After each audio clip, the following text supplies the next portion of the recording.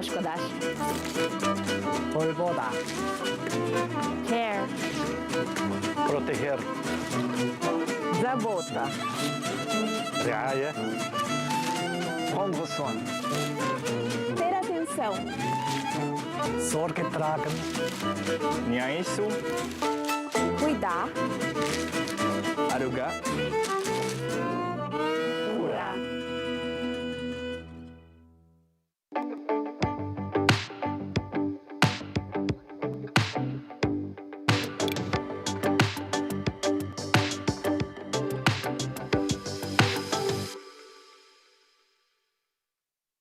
Buonasera e bentrovati alla Dare to Care International Convention. Siamo molto felici di proseguire insieme questa settimana a mondo unito ed è con grande gioia che diamo inizio a questo spazio di dialogo tra l'onorevole David Sassoli, Presidente del Parlamento Europeo, e noi giovani. Un sincero benvenuto, Presidente. Grazie. Thank you. Grazie dell'invito. Thank you for the invitation. Dal United World Project e dal Movimento Politico per l'Unità, che sono i All the principali promotori United di World questo Project evento. team and the Political Noi Movement for siamo Unity davvero are the main grati ed promoters of this onorati per la event. possibilità I'm di averla grateful qui con and noi honoured for this e anche per opportunity poterci to have you here confrontare with con us lei in and to merito be a able to tematiche che discuss ci with sono you davvero a cuore. issues that are really close Presidente, to io our penso che hearts. non ci sia bisogno di presentare Mr. ulteriormente lei, President, I ma think senza there's no dubbio need non è for lo me to stesso della introduce you sottoscritta. formally, Mi but chiamo certainly it's Fabiola not the same for Marotti, ho me. 20 anni, My studio name is Fabiola amministrazione e Marotti, relazioni I'm 20 internazionali years old, all'Università di and Roma I Tor study Vergata. administration and Deve sapere che international ad relations oggi at the abbiamo qui con University noi un of pubblico Rome, davvero Tor Vergata. You should know pertanto that we have a truly probabilmente non international tutti sono audience al here corrente today, di cosa and sia they're esattamente probably il not Parlamento everyone europeo. is aware of what È per exactly questo the che mi sento European di condividere qualche elemento Parliament di is. questo And that's why I'm vita taking the liberty of sharing something about this unique experience of parliamentary democracy. Please feel free to correct me if I say something incorrect. The European Parliament brings together 705 MEPs from 27 countries. The European Parliament represents more than 400 million Europeans. It's the Parliament of the European people. A parliament that wants to achieve unity among the peoples of Europe by valuing their amazing diversity. Obviously, we don't always agree, but in the parliament we want to achieve common goals through a dialogue that values dissent. Is that not so?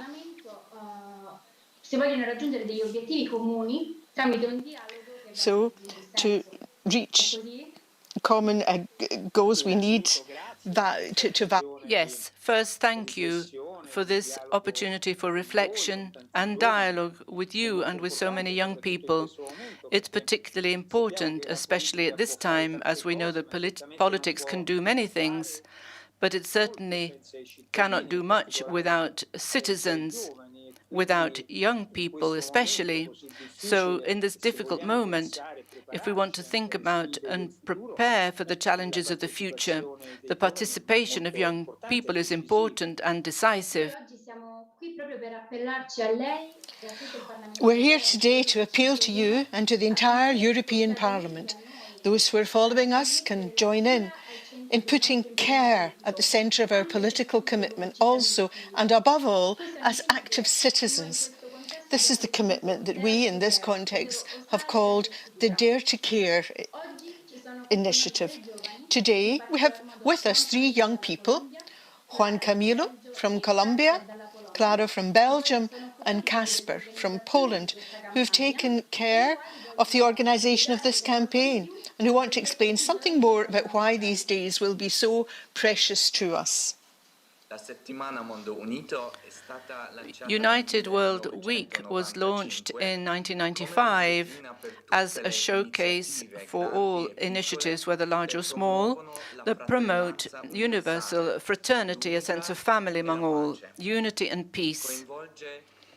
It involves thousands of young people around the world, locally and globally, to show that a more peaceful world is possible, that people of different religions and cultures can work together for a better world, and aims to show each year that a more united world is achievable concluding a journey made throughout the year.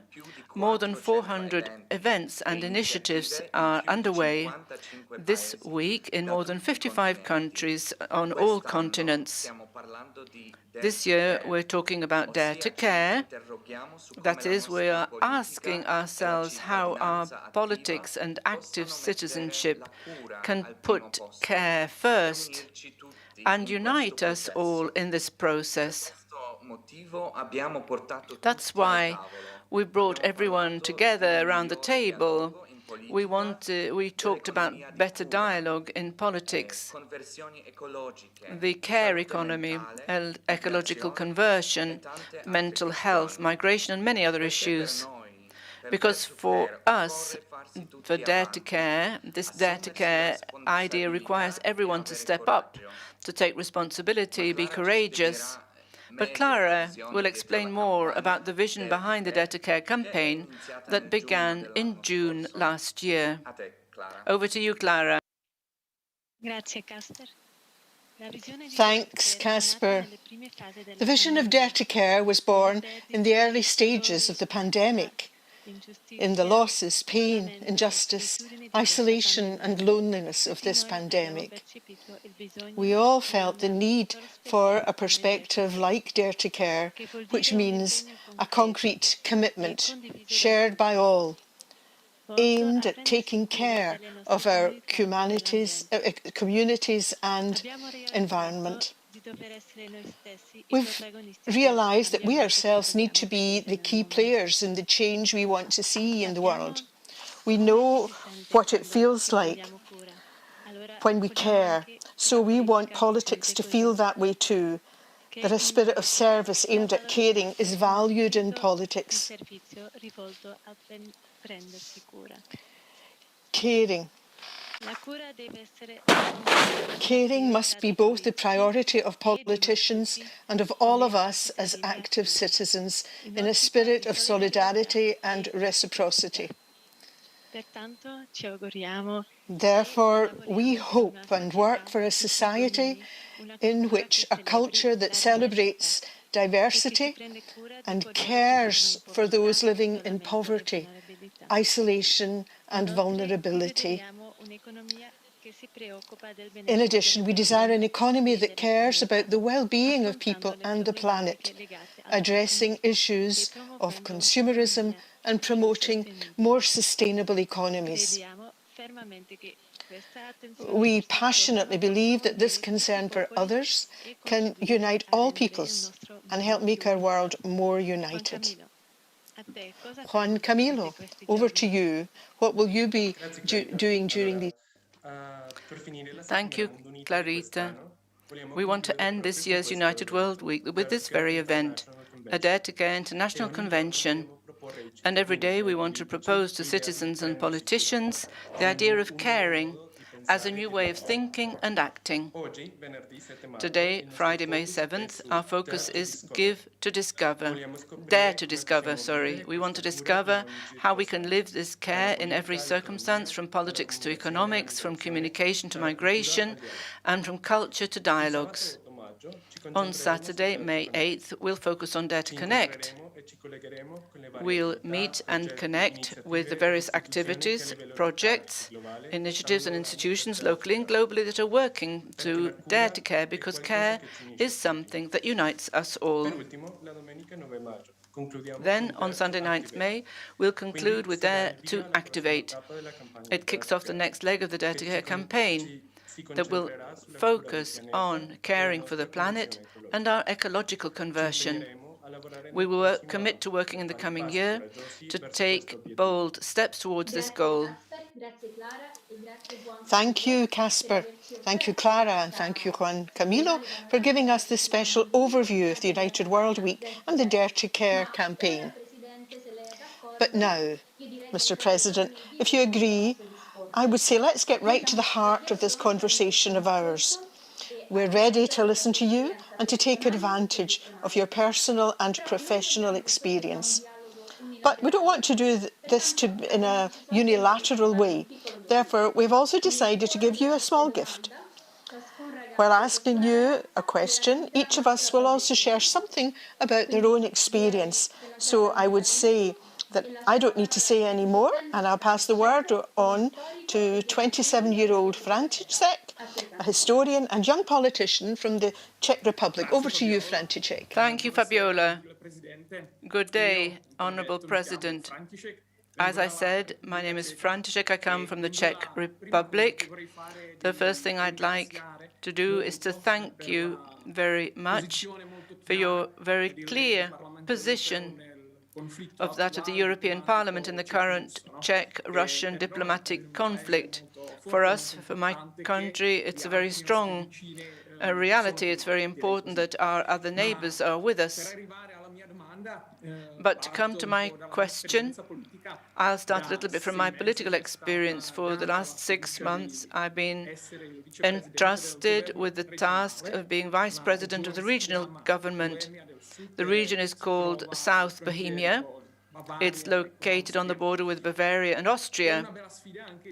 It's a great challenge to enter political life during these special times of the coronavirus. But anyway, I try to live out every day my life in politics as service, to do the best I can, especially in the fields that are entrusted to me, which are regional development of the environment and tourism. I'm a member of the Popular Party in the Czech Republic, which in the Czech Republic is called the Christian Democratic Union. And to be honest, all my colleagues in the regional government are the age of my parents, which isn't a bad thing, of course. As you said, young people should get engaged, involved in some way, and be active. So I'd like to ask what advice you would give to young people to encourage them to enter politics.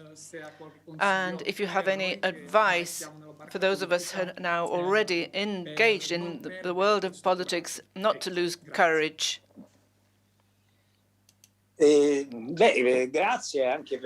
Thank you for the messages that you have conveyed in what you've been saying up to now. It seems to me that there's a strong agreement with this reflection that is engaging us as institutions. This image of taking care is very, very good, because politics has this goal. It can't have others. That is the goal of politics, taking care of people, of one's own community, of one's own city. I think this is really an expression, a term that really represents this will to improve the future. We do need politics who are very well prepared for the task, who express a vision, to be sure, who are recognizable as an instrument of hope, but who also can intervene in the systems to correct them. And I believe that this is the work of civic education that in some way should concern us as politicians, the institutions, and of course this very important world of European associations. I think that you are certainly in a privileged position, because you have already defined not only that it's important to take care of others, but also to take care of improving the living conditions of others. And I think that this sentiment, this will of yours, that is also part of your cultural baggage and background right now, is really very precious, very valuable. On Sunday, we begin an exercise in participation, and I hope that you too will participate in the Conference on the Future of Europe. It's a space, a setting for reflection, open to civil society, to our organizations, and especially to young people. A dialogue with young people is fundamental, because if we want to have a vision of the European Union of the future, we must invest in them, in young people, and let them speak up. So take my word for it, and I believe that this is, from my point of view, an invitation to discover in each of you a vocation. The vocation to politics is equal to others, of course. It's like others are not better or worse, but it's useful, and we know how useful it is to ensure that politics really does respond to the needs of peoples. It's a Christian vision. At this time, it is even more important because we know that the workings of the economy and finance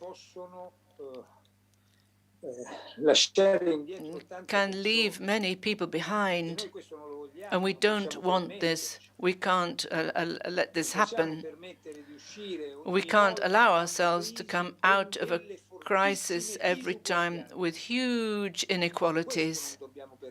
This is something we must not allow to happen, and in order to avoid it, of course, we also need cultural formation, education, a spirit that animates political action. I believe that this is one of those occasions in which we, my generation, and your generation too, are asked to do something truly extraordinary. It's a bit like what history asked of our parents and grandparents when they fought for democracy, when they suffered the consequences of wars, or lived in regimes where there was no freedom, and many citizens were asked to live up to a dignity of the person that was constantly being questioned and diminished. I believe that we must all feel together, older people and younger ones, be aware of the uniqueness of this moment. Thank you very much, Mr. President. I think it's important that you reminded us that we can change and that we can change for the better, but that in order to do so, we need to prepare ourselves adequately. And I think that this training also comes from a recognition of the privileges that we have. That's why we want the spirit of service to dominate in our society. And we also need to remember that we can start again from the pain and the fragility that we are experiencing at this moment. So thank you also for the invitation to the conference on the future of Europe. I would say now to move on to the question from Maria Chiara. She's 28 years old, a speech therapist by profession, actively engaged in politics. Over to you, Maria Chiara. Thank you, Fabiola. Good afternoon, Mr. President. And today I would like to speak about the experience that we've been carrying ahead for several years with an economy for disarmament. It's an intergenerational group which is spread throughout Italy. It was born within the Focolare movement, but in a network with many associations. It wants to reflect and act together on disarmament, economic reconversion, and the path to peace. We passionately believe that to build a true policy of fraternity, we need to, in a radical way, prevent wars. And in Italy, even if this isn't enshrined in the constitution, we see how there are so many contradictions in terms of production and export of weapons. In this sense, we've been working in recent years to prevent the export of arms to Saudi Arabia, weapons that were used in the bloody conflict in Yemen. A first result that we achieved a few months ago was with the ban issued by the Italian government. And at the same time, in recent years, we have stood alongside dockers in Genoa who refused to load those weapons onto ships that were passing through their port. These are two of the main actions in which we have engaged, but the path, as you can imagine, is extremely complex. As you can see, it's a complex issue. As you said at the beginning, we consider necessary the personal commitment of citizens, but we also consider fundamental that political choices are directed towards the real construction of peace through an economic reconversion, starting from industrial and financial policies. What I would like to ask you today concerns a very topical issue. In recent months, the Focolare movement, Catholic Action, Pax Christi, Pope John XXIII Community Association have promoted an appeal to some European countries, including Italy, to ratify the treaty prohibiting nuclear weapons. We strongly affirm, together with Pope Francis, that not only the use but also the possession of nuclear weapons for use in war is immoral. And this concerns us closely, as Italy has these bases in Gedi and Aviano. For this reason, I ask you what Europe can and must do in this sense, and what prevents European countries from joining the treaty. Yes, thank you. First, I was acquainted with your group. I met the associations you mentioned, and they are an example of civil society that mobilizes around the common good of all, which is peace. And I invite all of you to be very careful, because at this moment any mistake by our countries can jeopardize peace. What you mentioned regarding Saudi Arabia is banning them, trying to put a stop to an annihilation of people in Yemen that over these years, number of years, the international community hasn't been able to stop in any way. We must be more stringent with ourselves, and I think the action that these associations are doing is important. What does there are some tasks. What does the European Union not allow? There are some powers lacking because, as you know, the issue of arms sales is subject to clear restrictions or provisions that for many reasons are also linked to the defense industry of our individual countries, and therefore the national dimension. I believe that a Europe that doesn't have the tools to regulate this market is a very lame Europe. That's why we can improve it if, of course, our public opinion pushes hard enough for Europe to take on new responsibilities and new powers. But to do this, as in so many aspects of so many policies, we need an informed public opinion that participates, that gets involved, that makes its voice heard.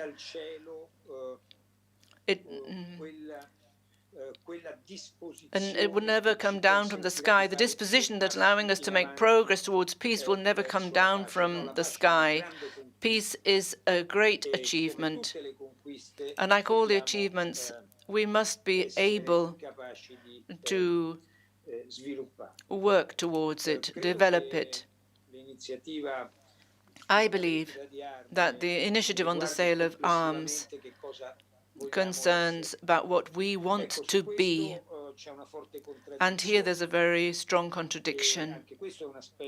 And this, too, is an aspect to reflect on, because we produce weapons, we sell them, we shouldn't do it. But at the same time, we have a European Union and European countries that don't want to solve conflicts with war. And therefore we have a production of weapons that are for others. Paradoxically, they're not for our use. We don't go to war around the world. And therefore, this is business. It's a business that in some way encourages others not to be at the level or to be capable of diplomatic relations which then are the only thing that can reduce conflict. It's certainly not the mechanisms of war that can diminish tensions and conflicts.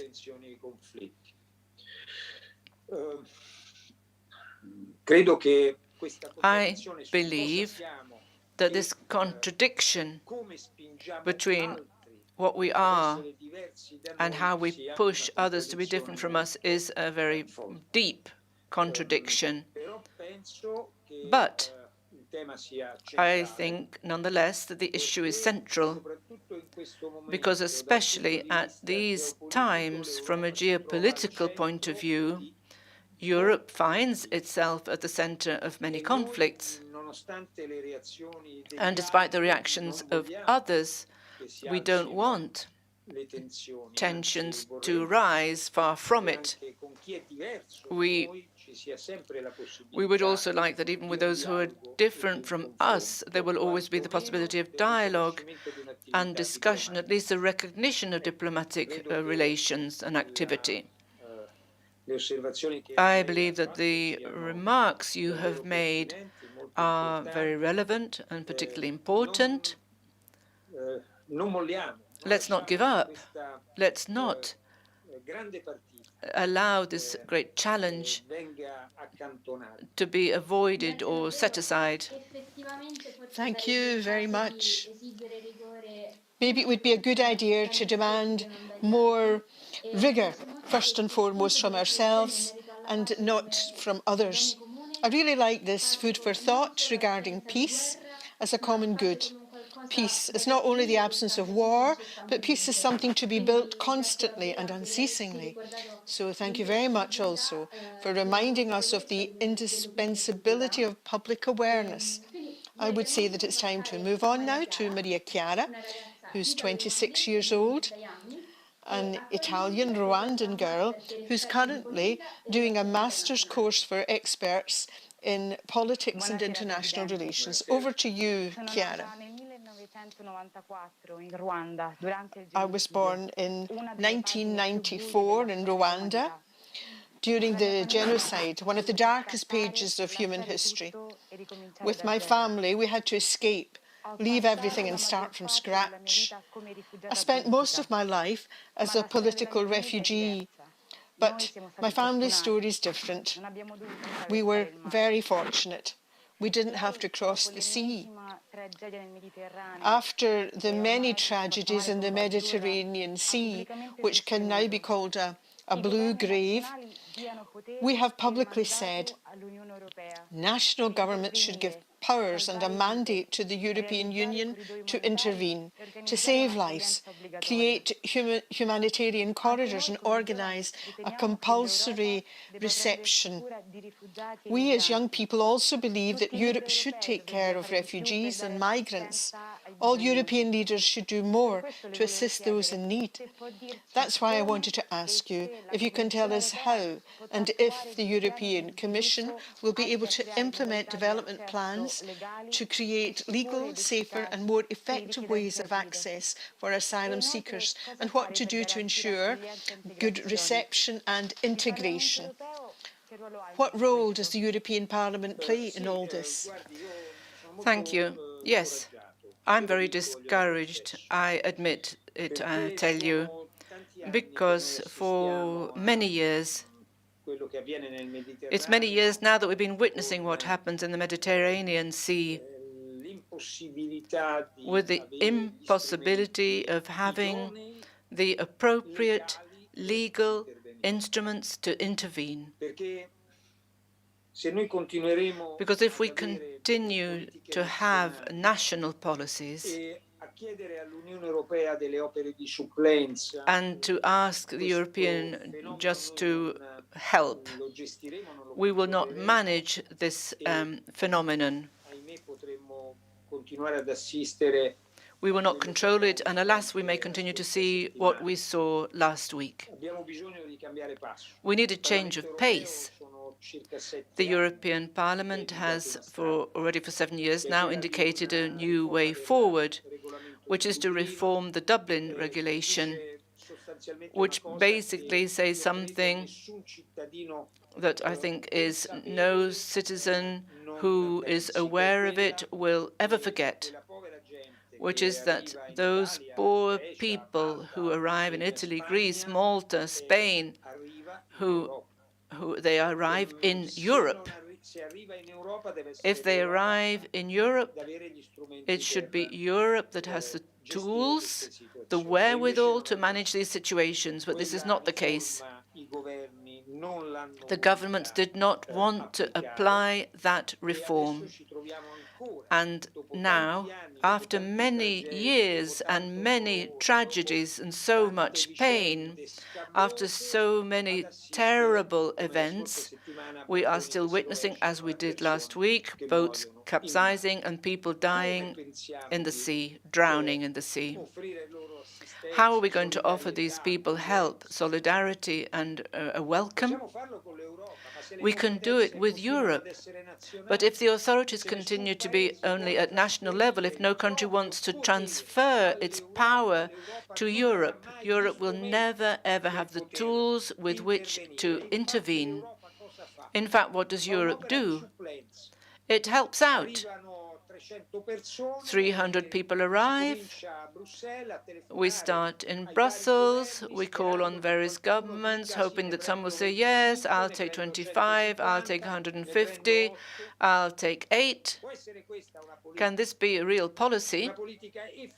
An efficient policy, a policy of solidarity? So I believe that this is one of those times in which we must pragmatically say 3 things out of our indignation. We need the nation-states to give Europe, the European institutions, in particular the Commission, we need to give them 3 new powers. Rescue at sea, because we're not talking about just any old operation. This is a major operation that needs to be set in motion. We have the experience of a few years ago, an Italian experience of a few years ago with Mare Nostrum, which was an operation that worked, and that today Europe could, with the help of all, relaunch in a new dimension.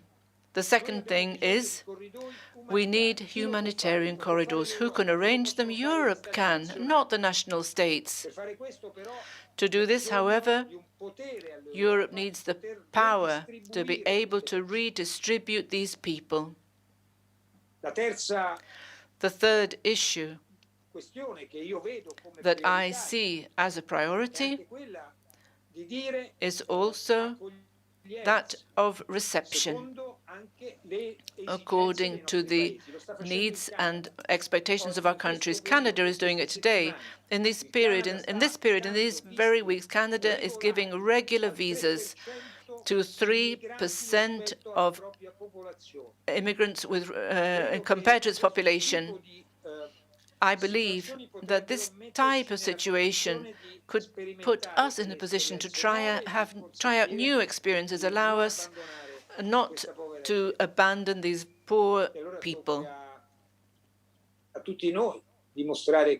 So it's up to us to show that it's not selfishness that prevails, but solidarity and justice. Instead, our newspapers are filled with the voices of selfishness. We must reverse this narrative, because I'm convinced that allowing people to enter in an orderly way, guaranteeing a secure life, cannot envisage many obstacles. In Italy, there are experiences that hurt. There are many that reconcile us with the sense of dignity that people have with the meaning of life. Thank you. You know that I was really struck by the sincerity with which you responded, especially when you started by saying, I'm discouraged. You don't often hear politicians say this word, but I think it's important to speak clearly to us, to tell us how things are, and to find the courage that you have done to denounce truly despicable situations that undermine, if they don't completely eliminate, human dignity. Therefore, we hope, but above all, we want to ensure that Europe, the European Union, should no longer limit itself to carrying out this work of deployment, as you called it, redistribution, but that there can be collaboration and synergy between European countries, perhaps even looking at the experience of Canada, Look, as you mentioned. I want to be very clear with you. The experience of this year has told us many things. Indeed, I invite you to reflect among yourselves on this, because a year ago we found ourselves with this challenge of COVID. And after a year, what can we say for ourselves? We can say that with respect to the two challenges that COVID presented to us, one economic and social, and one, of course, health-related, where is it that Europe has worked well, and where has it not worked well?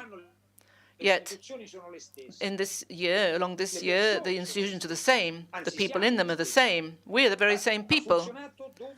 It has worked where Europe has powers and skills, where the European Parliament, the Commission and the Council know exactly what their spheres of expertise and their powers are. The economy, social issues, finance. And there is no doubt that despite so many debates, so many controversies, but this is normal in a democracy, we have given and found solutions to the challenge that COVID has put before us.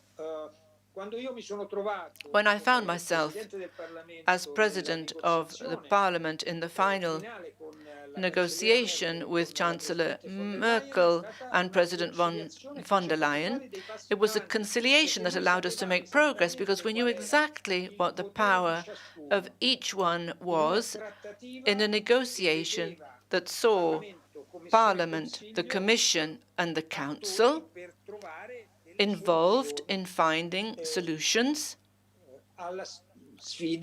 to the challenge of COVID. Where did we fail or where did we struggle? Although we have the very same people, the same institutions, the same sensitivities regarding the health challenge, there have been months when Europe has struggled. And why has it struggled? It struggled because it doesn't have the competencies, it doesn't have the skills, because it doesn't have the wherewithal, because health is a national matter, and therefore I cannot intervene by saying, dear Austria, dear Italy, dear Belgium, this is how you're going to do things. No. I had to take on a kind of supply work, helping out. The lessons we learn from COVID can be a good exercise to understand where we need to change. Thank you very much. Finally, there's our young Matthias. He's only 17 years old. He's a high school student from Hungary, and he's also a member of the editorial team of the international magazine Teens. A question from Matthias will be in English, so... Hi, Matthias. Thank you. Thank you, President Sassoli, for the opportunity to share with you today. As Fabiola mentioned, I'm a Hungarian member of the Teens International Magazine editorial team. Ecology is one of the big themes that we write in our magazine. Another is the Sustainable Development Goal number 2, Zero Hunger, which seeks to end hunger, improve nutrition, achieve food security, and promote sustainable agriculture. As teenagers, we are committed to this project, and we see its deep connections to our climate crisis. This week, as you mentioned, you as the President of the European Parliament, along with the President of the European Commission and the European Council, will launch the conference on the future of Europe. We hope that the future of Europe will be a green one that cares for the planet, because our generation is going to face and feel the consequences of the climate change of the most. I have two questions for you. First, can the European Green Deal be an opportunity for all Europeans to unite together and care for our planet?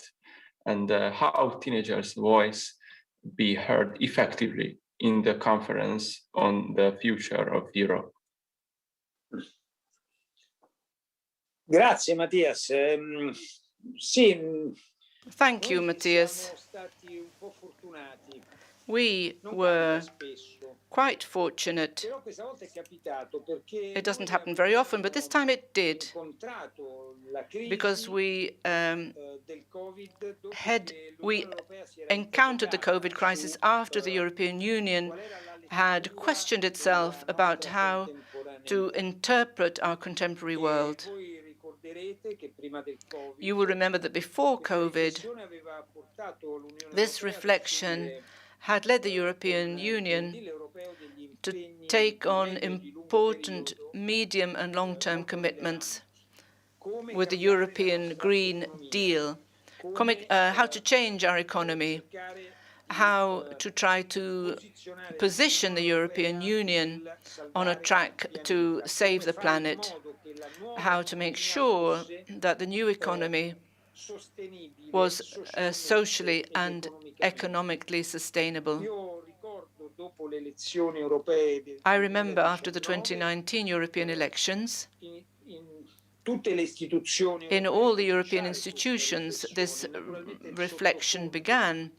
Of course, the background to this era anche nel messaggio was che also in il Papa the ci ha dato message questi that the anni. Pope gave us during these Come years, visione per il futuro, that he gave us a vision for the salvare future, il pianeta. to save the planet.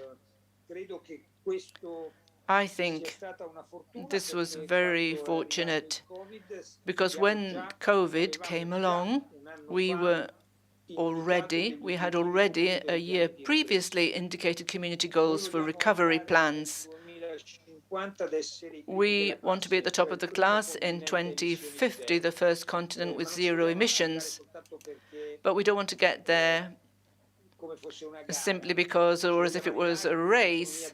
We want to get there with a different economy. Un anno fa, When a year or a bit more than a year ago, COVID broke out, we immediately understood that what was needed was a common policy on which to base the post-pandemic recovery. After a year, we have arrived not only at allocations to achieve all this, but also, as you know, at the point, we've reached the point where all 27 member states have had to present their recovery plans in recent days, just in these last few days, keeping in mind the objectives to be achieved. And all of these are common objectives. So a great effort is being made that, and I must say this with satisfaction, it's an effort that has tried to gather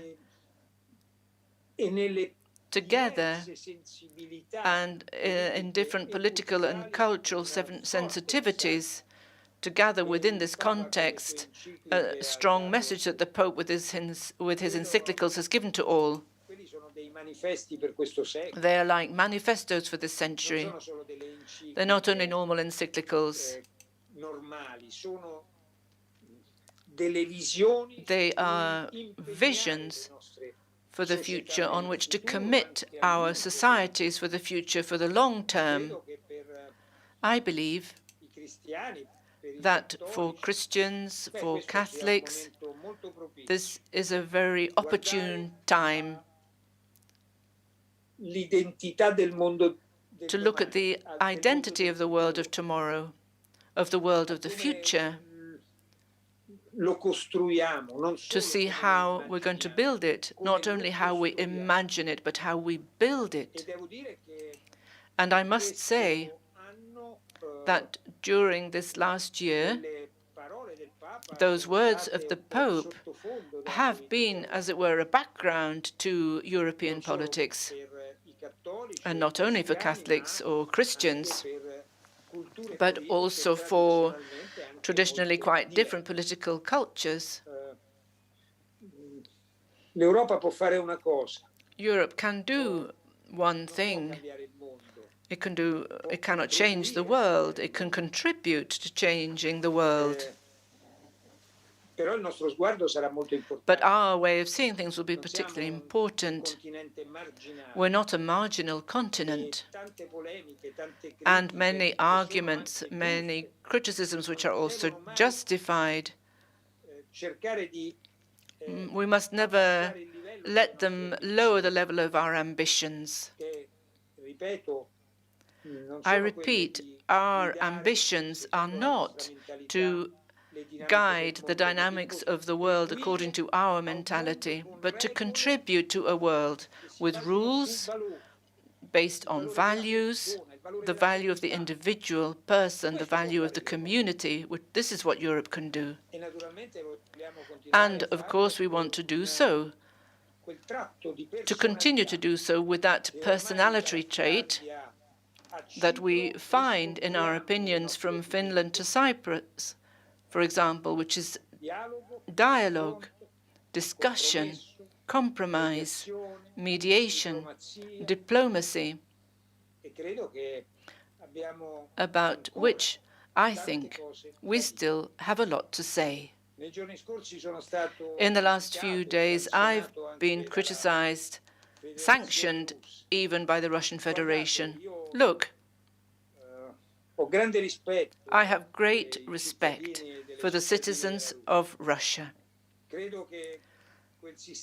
But I believe that that system is forcing millions of people to be excluded from our collaboration. Instead, we would need their collaboration today.